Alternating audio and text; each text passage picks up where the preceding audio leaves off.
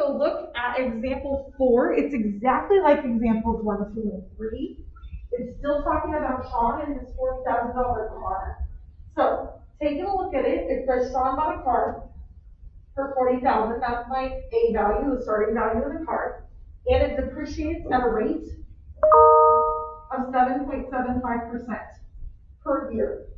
Now, we're going to take that information and we're just going to write down the same equation that we did back in example 1. So y equals 40,000, and then times the quantity of 1 minus 0.0775 to the x power.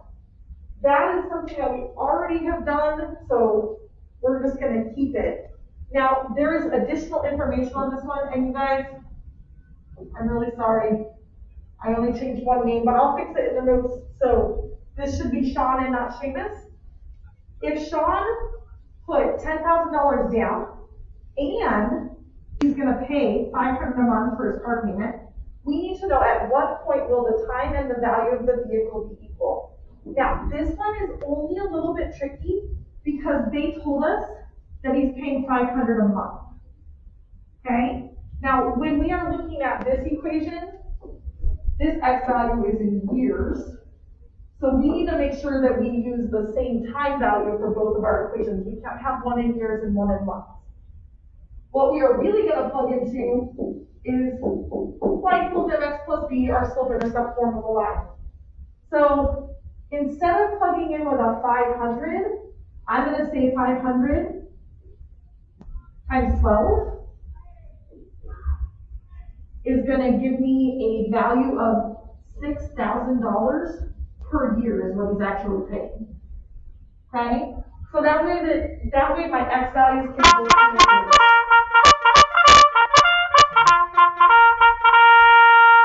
If you're not on campus every or twice a week, I'm sure you miss those bells.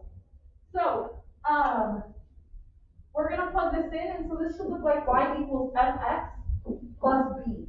Now our x value is the number of years. So my m value has to go with that. This is 6,000 per year.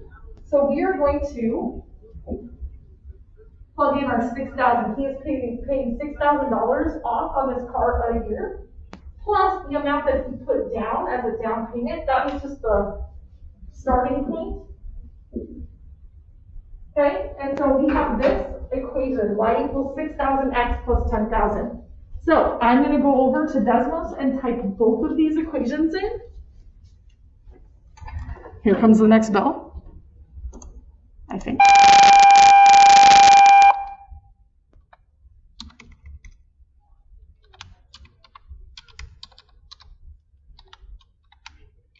Okay, that's my first equation. Sorry, and I'll make it bigger in just a second. My second equation looks like y equals 6,000x plus 10,000. I'm gonna make this larger really quick. So we can see this. You guys, what I would do is I would click on this little wrench, and you need to change your x-axis to this is gonna be your year value. So I made this -10, and I said, you should definitely have this paid off within 15 years, probably less, but we'll go with like -10 to 15. It's a good idea. For the y-axis, I'm changing this to -10 as a low value. And a high value, I just wanted something that was bigger than at least as high as 40,000. So we'll go like 45,000 so that we can see the whole graph. See how it comes in much better this way? If you don't adjust your settings, it's gonna look real funky. Literally all you're looking at is this intersection point. So I'm gonna write it down.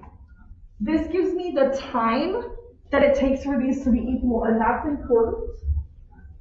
Because if you sell it too early, you're gonna be upside down on your car. So 3.401, I'm gonna round that off at about a 3.4. That will be the time in years. And, sorry, I'm gonna go back to that really quick.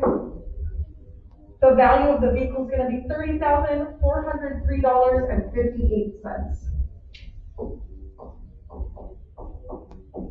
So all I got to do